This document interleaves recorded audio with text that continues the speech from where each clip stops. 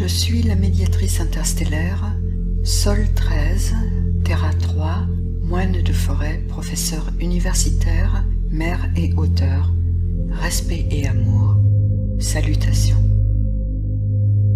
Continuons à lever le voile pour saisir ensemble la nature de la transition actuelle vers une nouvelle réalité. Cette présentation, Action 4, est la 9e vidéo d'une série intitulée Total Reset 2020 qui concerne 12 actions menées pendant l'année 2020.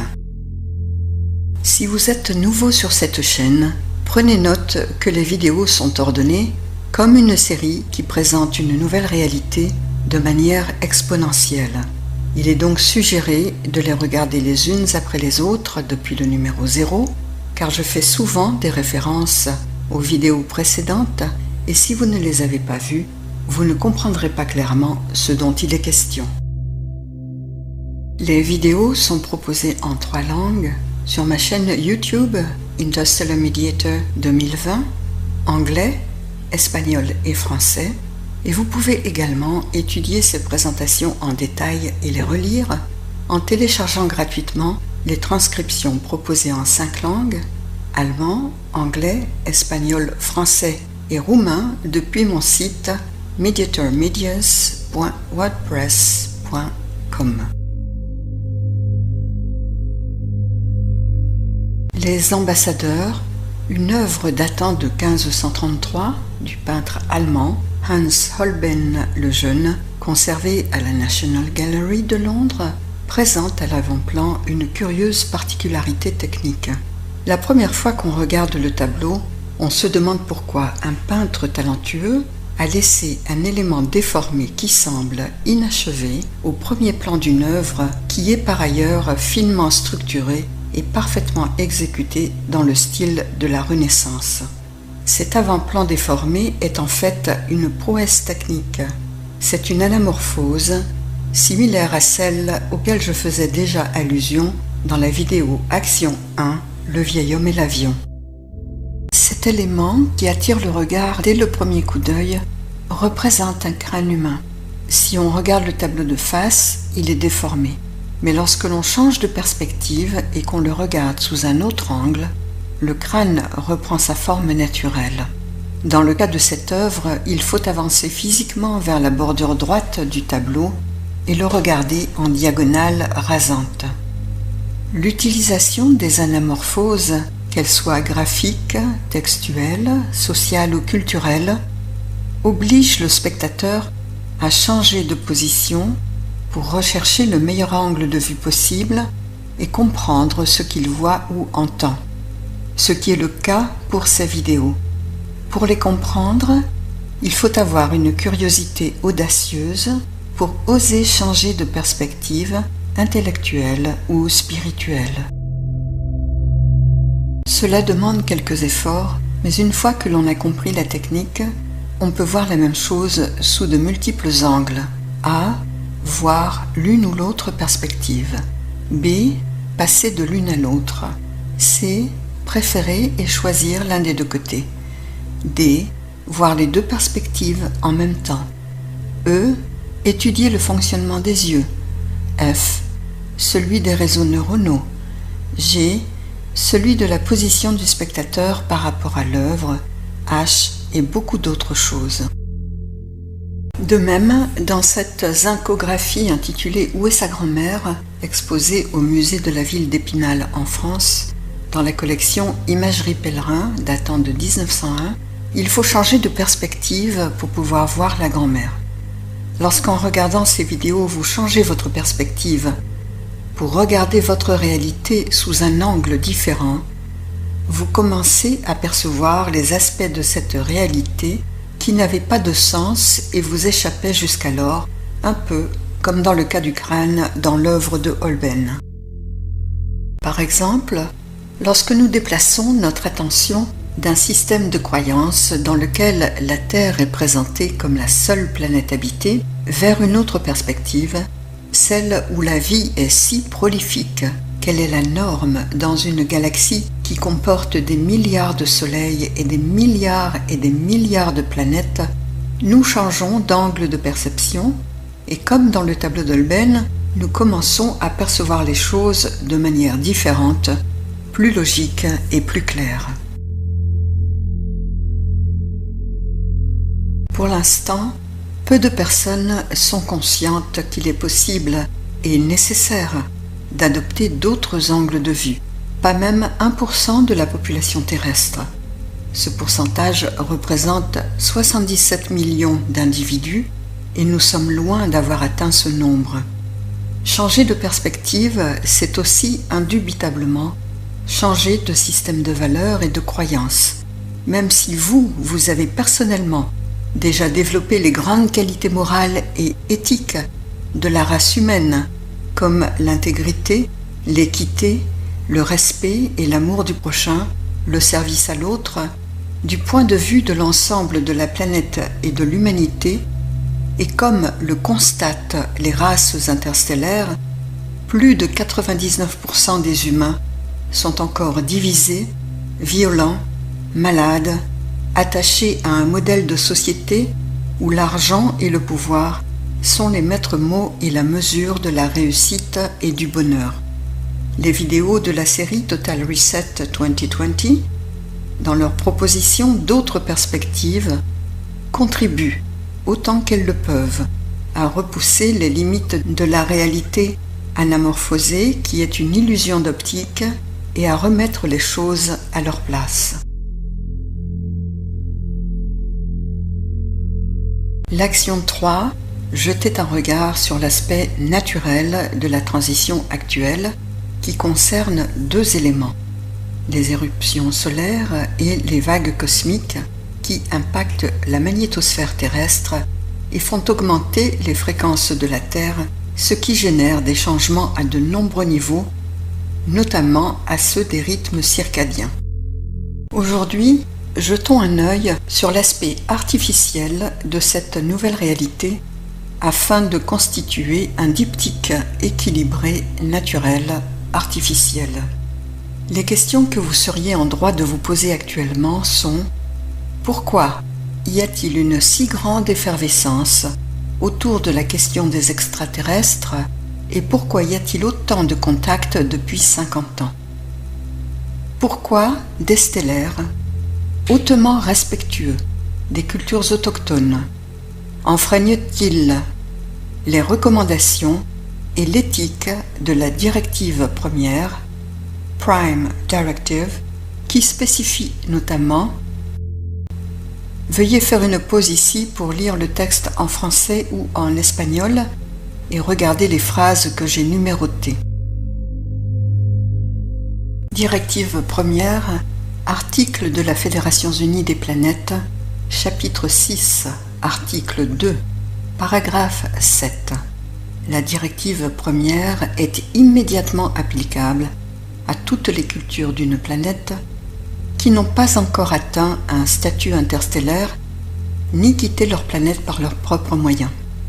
Le droit de chaque espèce sensible à vivre conformément à son évolution culturelle normale étant considéré comme sacré, aucun membre du personnel de la Fédération unie des planètes, quelle que soit sa race ou sa culture, ne peut interférer avec le développement autonome, normal et sain de la vie et de la culture étrangère. Une telle interférence comprend l'introduction de connaissances, de pouvoirs ou de technologies supérieures dans un monde dont la société est incapable de gérer judicieusement ses avantages. Ces directives priment sur toutes les autres considérations et portent l'obligation morale la plus élevée. Le personnel de la Fédération unie des planètes n'est pas autorisé à entrer en contact avec des races inférieures non interstellaires ou des races en développement par tout moyen technologique en cours d'utilisation ou en service à ce moment ou à inventer à l'avenir, sauf si une telle race est menacée par une source extérieure. 1. le droit des espèces à vivre conformément à leur évolution normale est sacré. 2. Aucune race interstellaire n'a le droit d'introduire des connaissances, des pouvoirs ou des technologies supérieures à ces dites espèces. 3. Les races interstellaires ne sont pas autorisées à prendre des contacts directs avec des races non interstellaires. 4. Sauf en cas de menace extérieure. On peut se demander alors pourquoi les races interstellaires violent-elles les recommandations de la directive première? Que se passe-t-il exactement? Car comme indiqué, ce ne pourrait être que pour une seule raison, une menace extérieure. Quelle est donc cette menace et pourquoi y a-t-il urgence puisque les contacts semblent s'accélérer? Les réponses à ces questions, je les ai obtenues, bribe par bribe, principalement de mon mentor extraterrestre Zen, ancien sage de 154 ans, ainsi que de 20 personnes de différentes races interstellaires sur Vira Andromeda et sur une période de 4 ans, de 2016 jusqu'à récemment. Ces informations me sont transmises à l'écrit, en direct, en live, noir sur blanc et en audio. Elles proviennent des observations visuelles in situ que tous mes contacts ont faites de leurs propres yeux, complétés par des éléments des bases de données extraterrestres. Ces témoignages ne proviennent pas que d'une seule personne, mais d'une vingtaine d'individus et tous concordent entre eux.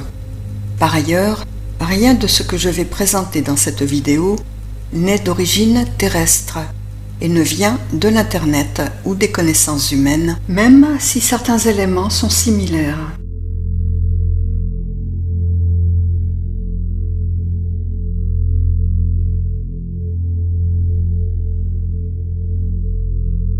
Je ne vais pas aborder aujourd'hui les programmes artificiels de contrôle des personnes, des pensées, des émotions ou des attitudes pour me concentrer uniquement sur la Lune, car c'est le plus urgent et parce que c'est la Lune qui en est le maître d'œuvre. Quand vous aurez compris ce qui suit, vous aurez compris tout le reste. Regardez ce contenu de manière sérieuse. Écoutez-le plusieurs fois pour bien comprendre. Remettez les choses à leur place et réfléchissez plus loin au futur de nos enfants. Je vous remercie.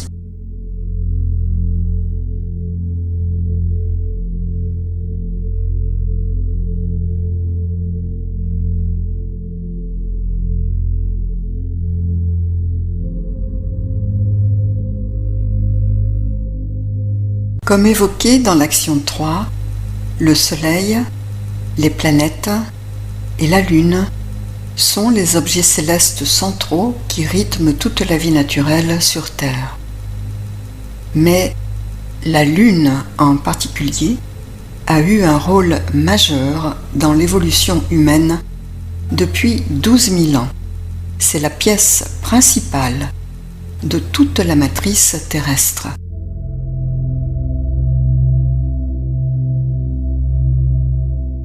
Je vais donc vous annoncer les choses sans détour. La Lune, votre Lune, n'est pas une Lune. Elle n'est pas naturelle comme l'est une planète. C'est un objet artificiel qui a été construit par des races interstellaires et amené dans l'orbite de la Terre.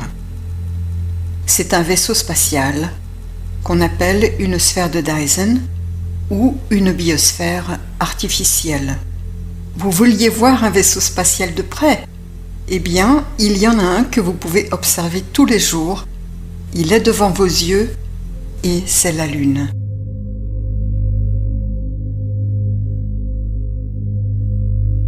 Ce type de grand vaisseau spatial sphérique qui évolue à des vitesses superluminales est utilisé par les races interstellaires pour l'exploration de l'espace lointain. Ses dimensions sont énormes comparées au petit vaisseau rond d'une vingtaine de mètres de diamètre que vous appelez UFO ou Tic Tac ou Scout, qui sont les équivalents stellaires de vos voitures sur Terre. Le rayon du vaisseau Lune est de 1737 km. Il est très ancien et a été construit en métal de titane sur les chantiers navals de Pitola, l'une des planètes d'Arcturus dans la constellation de Boötes, résidence des Diazalia Antiplex, les Arcturiens. Sa structure métallique est composée de bâtiments en métal reliés à l'intérieur. On y entre en vaisseau spatial par l'accès équatorial au centre de la sphère ou par des entrées spécifiques. Ce vaisseau est creux. Il comporte plusieurs niveaux à l'intérieur, salle des moteurs, zone de commandement et de pilotage, niveau supérieur d'observation de l'espace, zone administrative, salle des conseils, hôpitaux, lieux de restauration, lieux de détente, salle de méditation, de musculation, zone d'appartements privés sur plusieurs ponts ou niveaux, urbain, rural et marin. Originellement, cette biosphère était l'un des lieux de vie des Andromédiens qui utilisent encore de nos jours des biosphères artificielles comme planètes, comme ils le font avec Viera Andromeda, par exemple, parce qu'ils préfèrent, comme ils disent, garder leur investissement mobile et bouger en cas de besoin ou de danger. Cet énorme vaisseau a été piloté par les équipages en charge et amené dans le voisinage de la Terre il y a environ 12 000 ans et 500 ans après que Tiamat se soit désintégré. Il a été utilisé faute de mieux car il était très endommagé et avait été contaminé par des particules nucléaires ionisantes pendant les guerres sur Mars.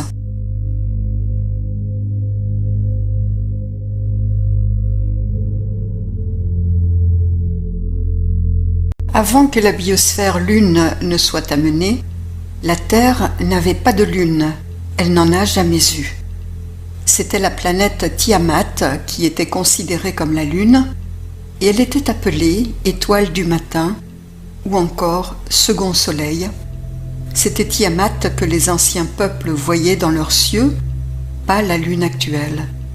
Et c'est Tiamat qui inspira les grands mythes de Nibiru et de Hercobulus. Pendant les guerres sur Mars, les ondes de choc des armes extraterrestres atteignirent Tiamat, mais elle n'a pas explosé.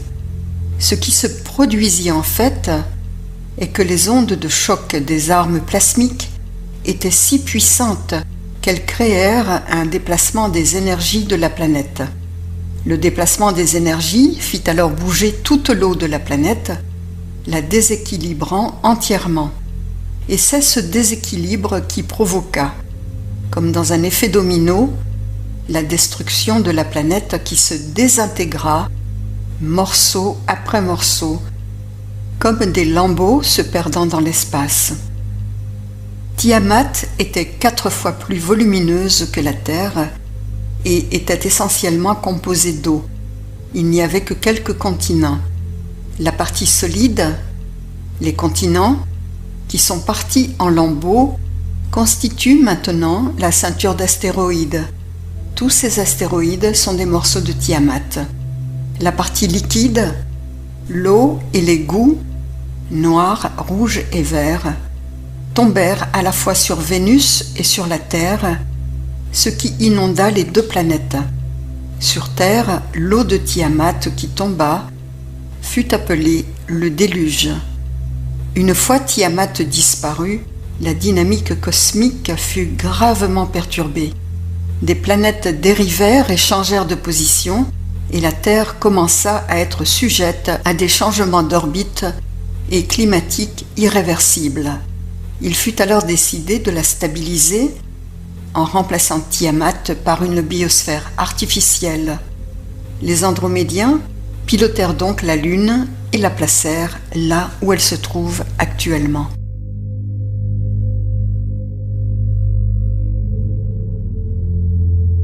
La Lune fut amenée il y a 12 000 ans linéaires terrestres.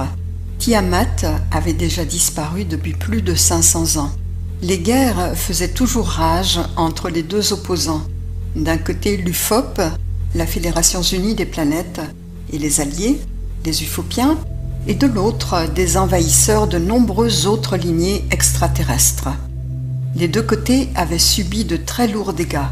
Ils étaient tous à bout de force, manquaient des ressources militaires nécessaires et ne pouvaient plus se battre.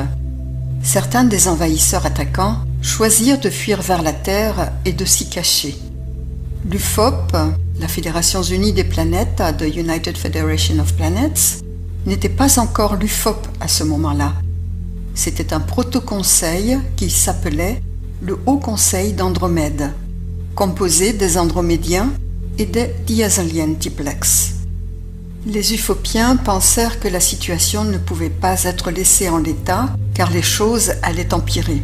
Ils se consultèrent et trouvèrent une solution. Ce n'était pas la meilleure solution parce qu'ils connaissaient les conséquences graves pour les autochtones et les Lyriens qui s'étaient déjà installés sur Terre, mais ils n'en avaient pas d'autres et ils étaient à bout de force. Cette solution permettait de compenser la perte de l'équilibre cosmique qui était à risque avec la disparition de Tiamat, de reprendre le contrôle d'une situation qui échappait à tout le monde et qui risquait de dégénérer bien au-delà de ce qu'ils avaient imaginé, notamment l'invasion de tout le système solaire Sol 13 qui aurait été sous le contrôle total des envahisseurs. De ne pas laisser les technologies extraterrestres sur la biosphère à disposition de récupérateurs, surtout les technologies de point zéro, d'emprisonner les envahisseurs sur Terre, même si les Ufopiens connaissaient les conséquences négatives pour les populations autochtones, et d'un point de vue stratégique, les conséquences, même si elles étaient tragiques, l'étaient moins que de laisser tout le système solaire sous le contrôle de ces envahisseurs. Cela permettait de pouvoir encore intervenir plus tard, ce qui n'aurait pas été le cas si les Ufopiens perdaient le contrôle de tout le système solaire Sol 13. Les envahisseurs les en auraient empêchés et ils n'auraient même pas pu s'approcher de la Terre comme ils le font actuellement. On se demande ce qui serait advenu aux Terriens.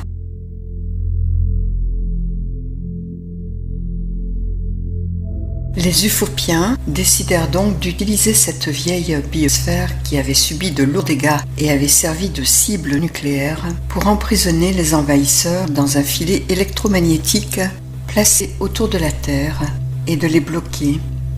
Cette biosphère, c'est la Lune. Malheureusement, ce piège se referma aussi sur les Lyriens qui vivent déjà sur Terre à cette époque.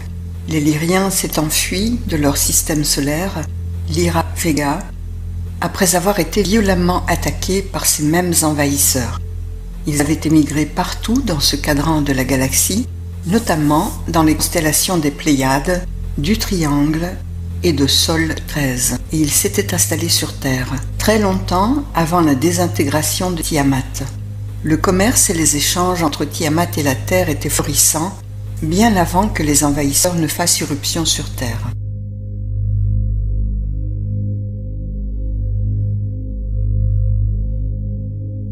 Pour placer la planète Terre dans le champ électromagnétique, les Ufopiens installèrent donc des antennes relais et ils installèrent aussi des projecteurs pour qu'un hologramme cache la partie visible de la biosphère Lune depuis la Terre, conformément à la directive première. Prenez conscience que ceci s'est passé il y a 12 000 ans et que donc les Ufopiens possédaient déjà à cette époque ce que la race humaine est en train de découvrir en 2020 ou n'a pas encore découvert. Ce n'est pas l'UFOP à proprement parler qui a placé la bulle, car c'est une fédération et elle regroupe 1000 planètes, c'est-à-dire des milliards de personnes. L'UFOP n'est pas une entité individuelle comme une personne. La race qui a placé la bulle est l'une des races interstellaires de type humain lyrien, que je ne vais pas nommer ici par souci de respect de toutes les races interstellaires, qui a placé le champ électromagnétique autour de la Terre. Bien sûr, en consultation avec toutes les autres planètes engagées dans ce combat. La décision n'a pas été unilatérale et dans l'esprit des Ufopiens, ce n'était de toute façon qu'une solution temporaire. Il y avait beaucoup de morts et de blessés après des guerres dévastatrices et ils espéraient pouvoir se soigner, se reposer, reconstituer les troupes et les équipages, ainsi que les forces militaires, et ils pensaient qu'avec le champ électromagnétique autour de la Terre, les envahisseurs ne pourraient pas sortir et que la situation était sous contrôle. Leur idée était de se préparer pour revenir en force et terminer le travail, anéantir les lignées envahisseuses sur Terre, résoudre le problème pour de bon et enfin retirer la bulle électromagnétique.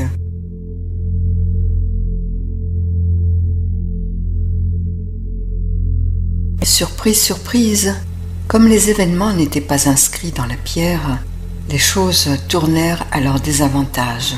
Pendant qu'ils reconstituaient leurs troupes, la situation s'inversa. Les lignées envahisseuses, aidées par des congénères venus en vaisseau de l'extérieur de la bulle, les aidèrent à redévelopper leur technologie et à en sortir. Les Ufopiens revinrent plusieurs fois pour libérer les Lyriens et les Terriens et retirer la bulle électromagnétique. Mais lorsqu'ils atterrirent, de violents combats s'engagèrent dont on voit encore les traces sur Terre. Et ce fut en vain. Dans l'histoire, on les appela les anges déchus, the Fallen Angels, ou les Elohim.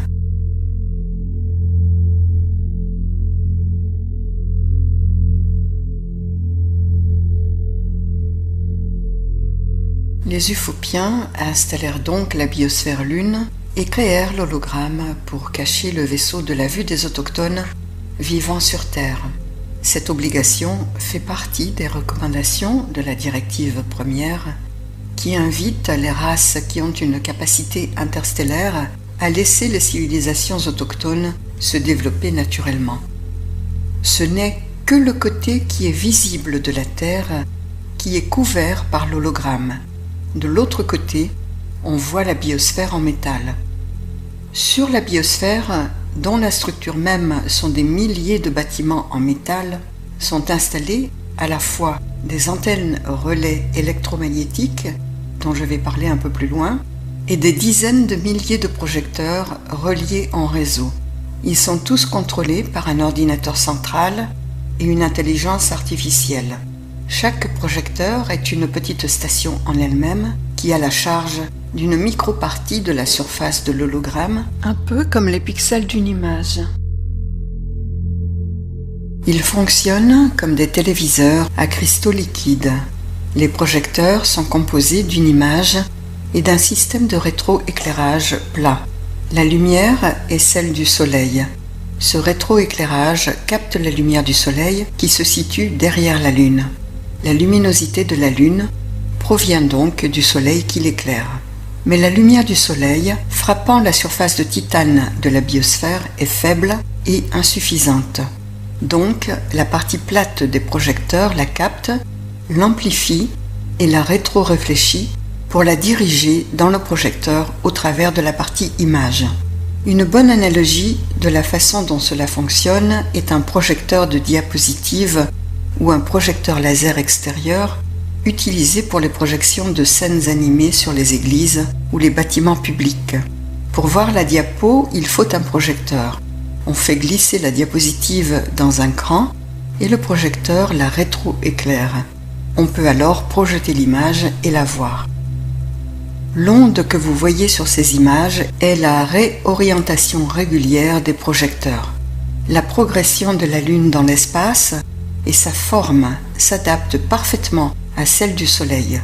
Les Ufopiens les ont synchronisés pour capter la lumière du Soleil 24 heures sur 24 et pour que l'hologramme soit constant.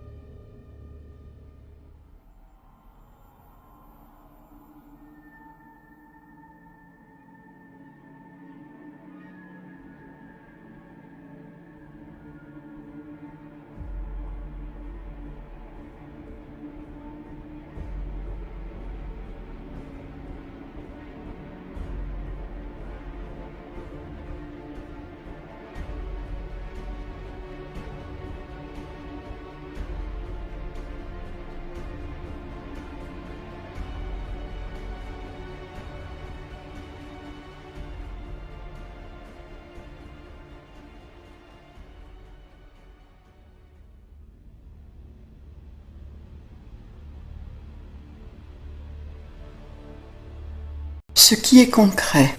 De Vieira Andromeda, qui est stationnée derrière la Lune, la biosphère est une vraie sphère métallique qui ressemble à une boule de métal opaque en acier, et cette sphère est constituée de bâtiments en tout genre qui émergent de sa structure et qui font partie intégrante de sa construction. C'est réel et concret.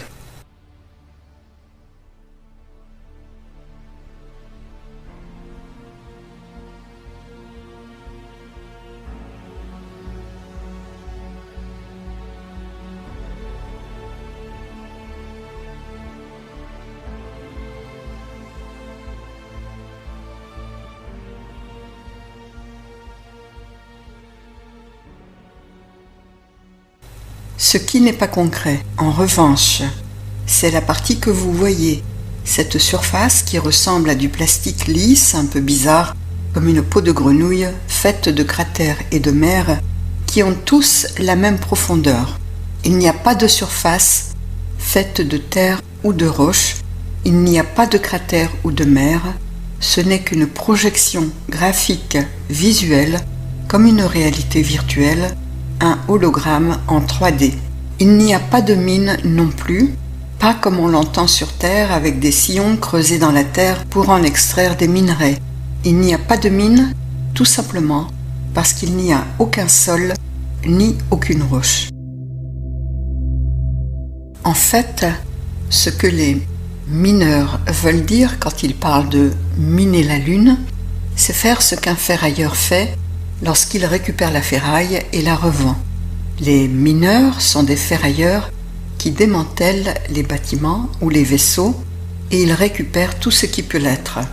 Des métaux souvent inconnus sur Terre, de l'or, de l'argent, d'autres métaux précieux, des pièces technologiques, des postes de pilotage, des bureaux, des sièges, des écrans, des programmes, comme les ferrailleurs démantèlent les vieilles carcasses de voitures que des acquéreurs réinstallent sur d'autres véhicules.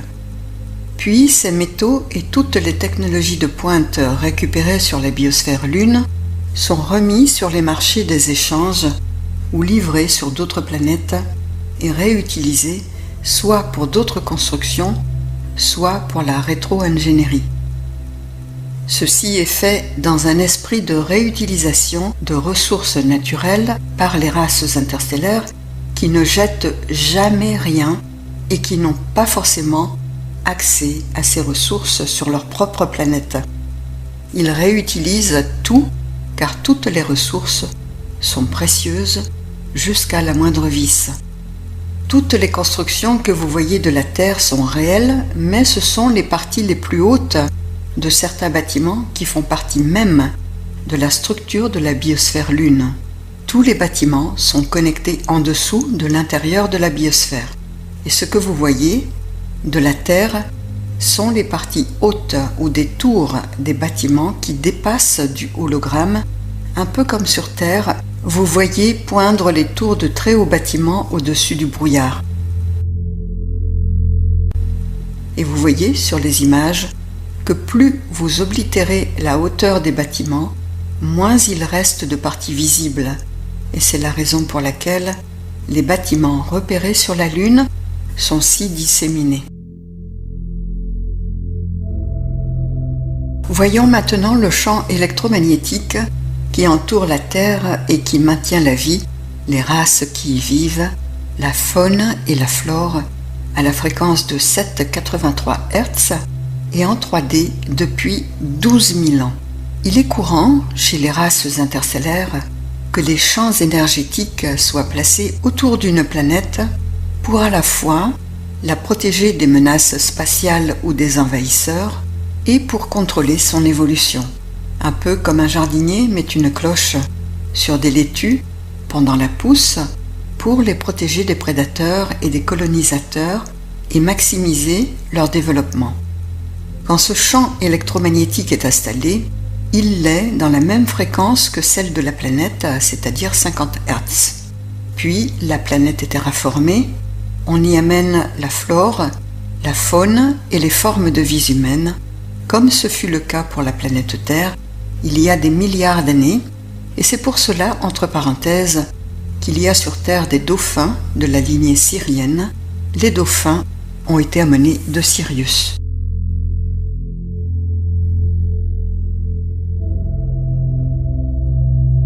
Ces champs électromagnétiques ne sont pas installés en contact direct avec la planète, mais sur la limite extérieure de sa magnétosphère. Tous les êtres vivants génèrent un champ autour d'eux que vous appelez aura et qui a la forme d'un tor ou torus. De la même manière, toutes les planètes ont une magnétosphère naturelle qui est leur aura et elles ont toutes la forme d'un torus. Un torus est la forme directrice la plus fondamentale exprimée par la conscience. La Terre est un être vivant et conscient, aussi conscient que vous l'êtes. Elle génère donc aussi sa propre aura, qui n'est autre que sa magnétosphère. Les limites extérieures de l'aura terrestre sont les ceintures de Van Allen. Quand les éruptions solaires et les vagues cosmiques atteignent la Terre, elles frappent les ceintures de Van Allen et on peut constater l'augmentation des fréquences et des résonances de Schumann.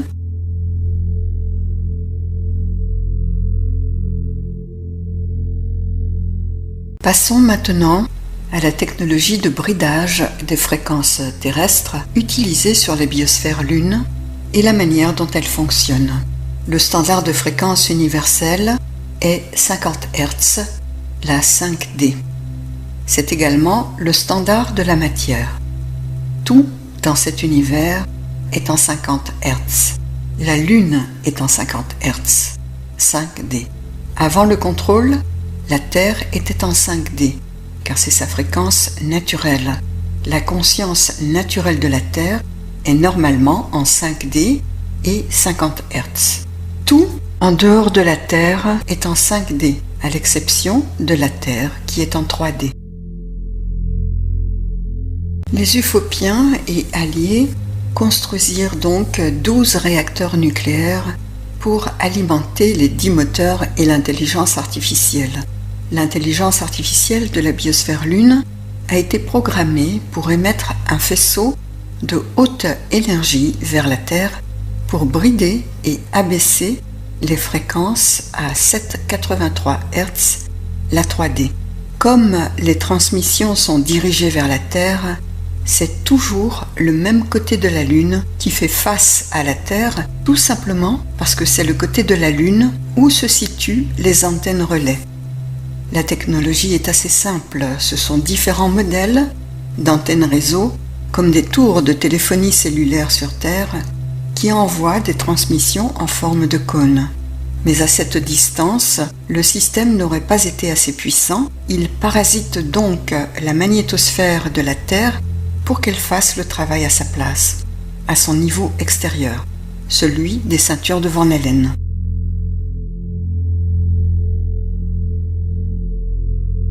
En d'autres termes, en utilisant le principe d'interférence négative ou destructrice, les réacteurs imposent littéralement une fréquence spécifique à la magnétosphère de la Terre, baignant toute la Terre, la faune, la flore et la population dans la même fréquence, 7,83 Hz, la base 3D, celle de la matrice terrestre et des résonances de Schumann.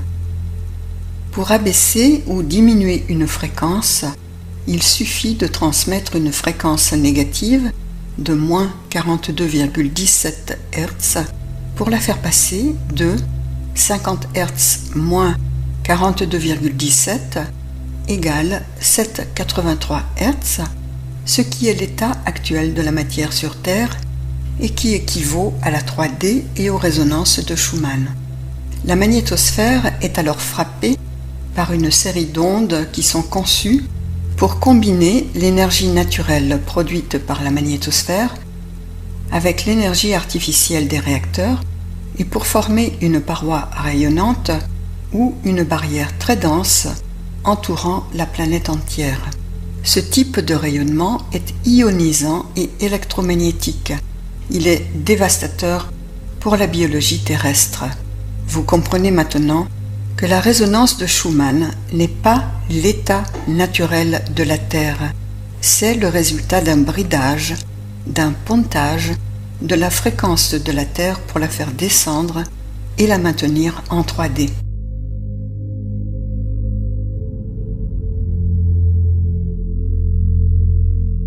Voici une description de la biosphère Lune faite par quelqu'un qui l'a vue en personne en 2016. Il s'agit de Zen, mon mentor.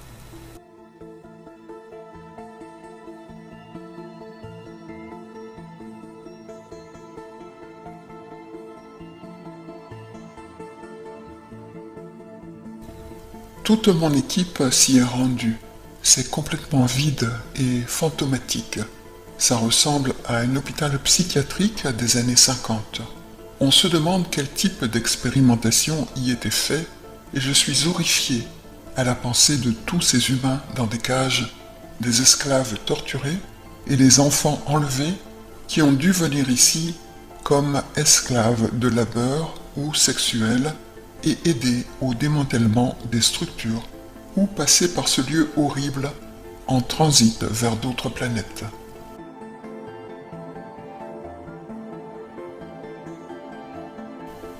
La biosphère est complètement saccagée pour récupérer tout ce qui est utile, les différents métaux et d'autres choses. Tout s'écroule, il y a des ruines partout. Il ne reste que des bâtiments abandonnés et des vaisseaux démantelés, car lorsque les forces d'intervention alliées capturent un vaisseau ennemi, elles le stockent dans l'une des nombreuses bases souterraines et les démontent entièrement pièce par pièce. De nombreux vaisseaux du Secret Space Program ont été confisqués également et sont laissés sur la Lune en attendant d'être démantelés et leurs métaux et technologies récupérés. À propos de l'occupation de la Lune, il ajoute « La Lune est complètement vide, mais il existe depuis 2009 une base qui appartient aux Diazelian Tiplex, les Arthuriens, qui sert de bâtiment pour les réunions et la surveillance de la Lune et du secteur. Les gros vaisseaux arthuriens sont actifs et stationnent à la surface, mais sous le hologramme. De plus petits vaisseaux entrent et sortent de la structure, principalement les vaisseaux discoïdaux des Ufopiens. Ils entrent soit par l'accès et les hangars qui se trouvent au niveau de l'équateur lunaire, soit par des entrées spécifiques. Les Ufopiens en ont pris le contrôle grâce à une force militaire extrêmement puissante, composée des forces militaires des Urma, des Alphratiens, des Antariens et des Pléiadiens Tegétans, sous le commandement de la capitaine Asket de Témer. Depuis 2009, la biosphère Lune est complètement vide et ce sont les Ufopiens qui la gèrent.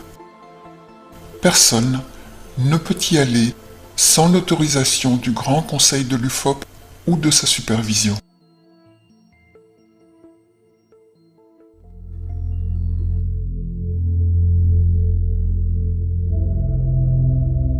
Depuis des millénaires également, les réacteurs étaient maintenus en fonctionnement par les envahisseurs, mais ils sont vieux et obsolètes et la technologie dépassée. Tout est en train de se désintégrer et les réacteurs tombent en panne les uns après les autres. Il y en avait initialement 12. 8 sont déjà tombés en panne. Ils ont été réparés mais ne fonctionnent plus maintenant. 4 fonctionnent toujours et sur les 4, seulement 2 sont opérationnels mais ne fonctionnent qu'à 80% de leur capacité.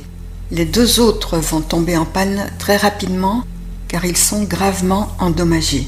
Lorsque ces 2 derniers tomberont en panne, les 2 qui resteront et qui fonctionnent encore à 80% de leur capacité ne pourront pas produire l'énergie de 12 réacteurs pour maintenir la bulle électromagnétique opérationnelle. La bulle a déjà disparu à 80%.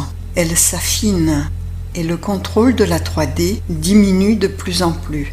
Donc les fréquences augmentent et s'ajoutent à celles des éruptions solaires et des vagues cosmiques. Les 2 derniers réacteurs qui fonctionnent encore à 80% tomberont également en panne, que nous le voulions ou non, et ceci va arriver à tout moment. Et c'est là où se situe l'urgence de la situation. Vos fréquences naturelles biologiques étaient intentionnellement et artificiellement réduites. Maintenant, elles ne le sont plus qu'à 20% et le seront de moins en moins. Il faut savoir gérer ce genre d'énergie. Vos gammes perceptuelles étaient diminuées. Maintenant, vos sens sont augmentés de 80%. Votre spectre visuel, vos perceptions sensorielles, votre conscience, les femmes et les cycles marins, les rythmes circadiens, tous étaient bridés à 7,83 Hz et ils sont maintenant en train d'augmenter à toute vitesse avec des pics à 154 Hz. Et ceci d'au moins 3 sources, les éruptions solaires, les vagues cosmiques et les réacteurs lunaires qui tombent en panne, relâchant l'emprise sur la Terre.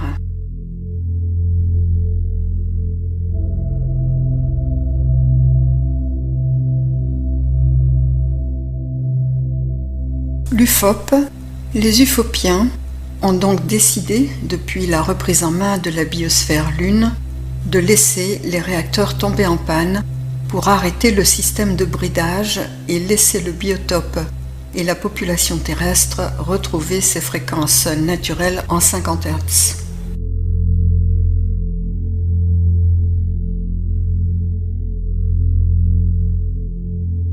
Les ufopiens ont donc finalement réussi à mettre fin au grand conflit interstellaire.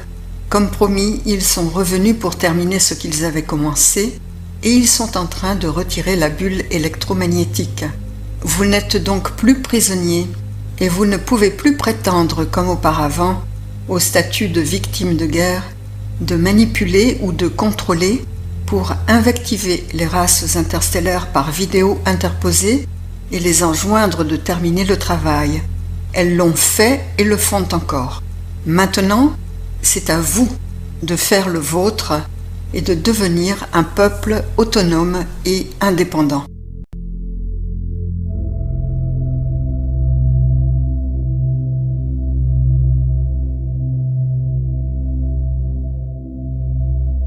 Le contrôle lunaire va s'arrêter d'ici 2 ans au plus et les ceintures de Van Allen vont disparaître.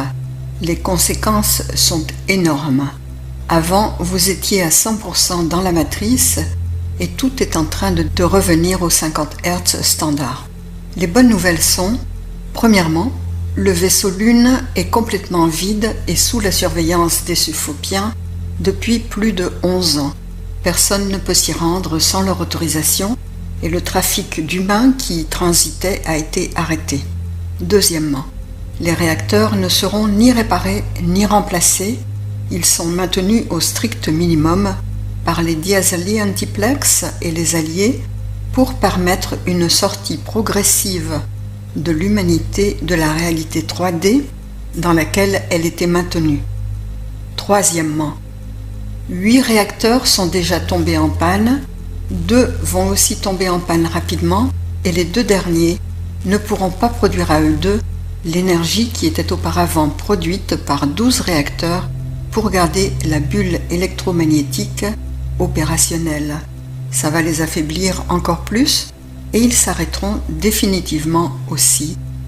La bulle tombera complètement.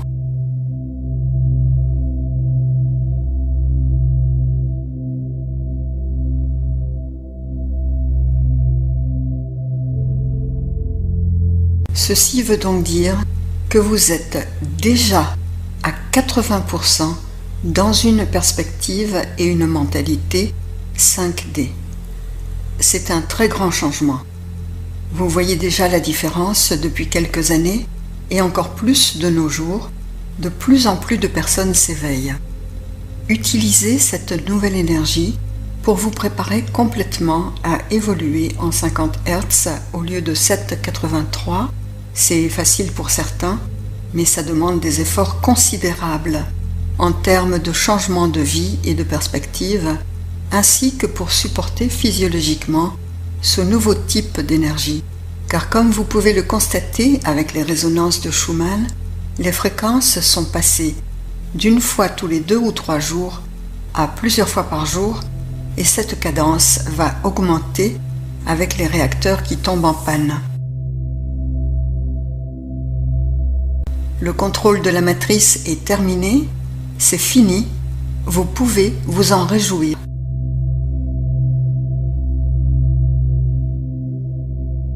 Mais cela ne signifie pas pour autant la fin des problèmes pour les humains. C'est un nouveau type de vie qui commence, la vie en 50 Hz, et nous ne sommes pas au bout de nos peines, car c'est là aussi que se situe la plus grande menace pour la race humaine. La plus grande menace est le réveil brutal de l'humanité sans qu'elle soit préparée, et c'est en cours. Beaucoup de personnes se demandent ce qui leur arrive. Des millions et des millions de personnes qui ne savent rien de tout cela, monsieur et madame tout le monde, une famille de fermiers perdus au milieu de nulle part, un professeur des écoles dans une maternelle qui n'est au courant de rien, des soldats et des militaires qui ne savent rien de la nouvelle réalité, vont tous se réveiller d'un seul coup, du jour au lendemain, quand les 2 derniers moteurs s'arrêteront.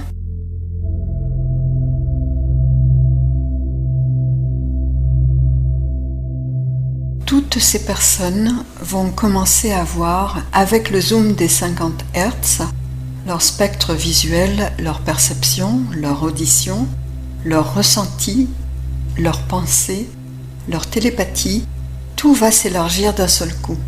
Ils sentiront de hautes fréquences auxquelles ils ne sont pas habitués, ils deviendront télépathiques et se demanderont pourquoi ils entendent des voix ou des chaînes de radio ou de télévision, et ils auront le sentiment de devenir fous.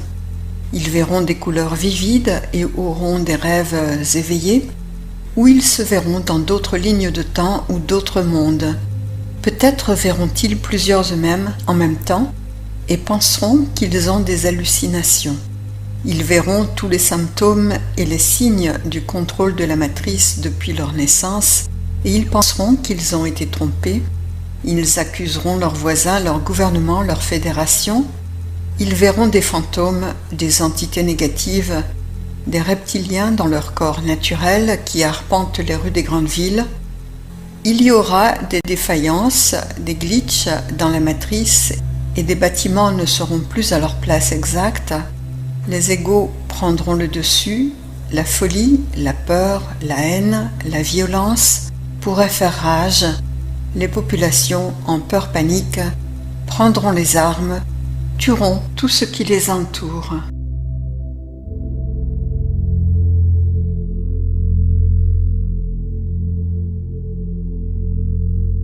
Et comme seule une menace peut autoriser les races interstellaires à déroger à la directive première, c'est cette menace du réveil brutal de l'humanité, sans préparation, qui pousse toutes les races interstellaires à sortir de leur anonymat et à se montrer petit à petit pour prendre contact avec les humains et accélérer un peu les choses, puisque nous sommes loin encore des 1% d'éveil, soit 77 millions de personnes.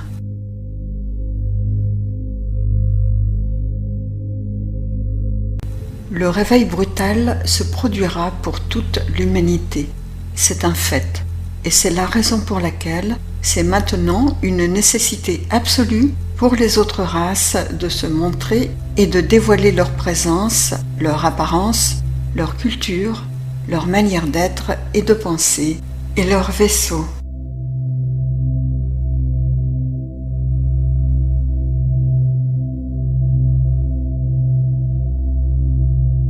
J'en appelle donc à tous les starseeds, les graines d'étoiles, de toutes les lignées stellaires partout sur la planète. Le moment est venu de commencer à expliquer ce qui est en train de se produire à tous ceux qui vous entourent, de les préparer, de prendre soin d'eux et ou de créer des groupes de soutien et de discussion. Premièrement, à ceux qui sont éveillés, présenter les éléments des actions 3 et 4 parler des deux aspects, naturels et artificiels. Deuxièmement, à ceux qui ne sont pas éveillés, présenter uniquement les éléments de l'action 3 et ce qui est naturel. Utiliser l'augmentation naturelle des fréquences à cause des éruptions solaires et des vagues cosmiques pour les préparer. Troisièmement, commencez autour de vous, dans votre environnement physique immédiat. Votre mère, votre père, votre époux ou votre épouse, vos enfants, votre amour, les grands-parents et arrière-grands-parents, puis les oncles et tantes, les cousins, les amis et les voisins. Parlez-en de personne à personne. Parlez-en comme on parle du Covid-19, d'une chose qui se produit et dont il faut être au courant, sans forcer et sans dramatiser, sans mystère, avec gentillesse et respect pour leur personne. S'ils dénient, ce n'est pas grave, n'insistez pas. Vous leur avez dit, donc ils sont au courant.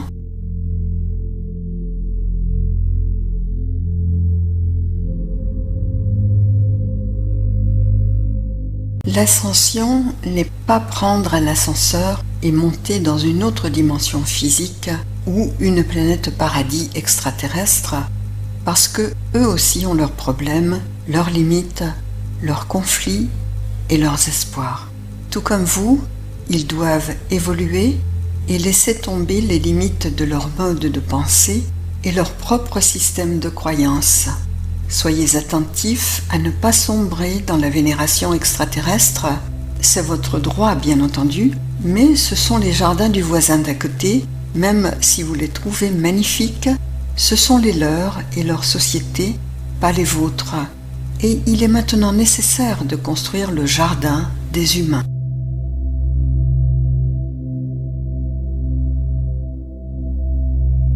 Ce qui est communément appelé ascension n'est pas une ascension à proprement parler.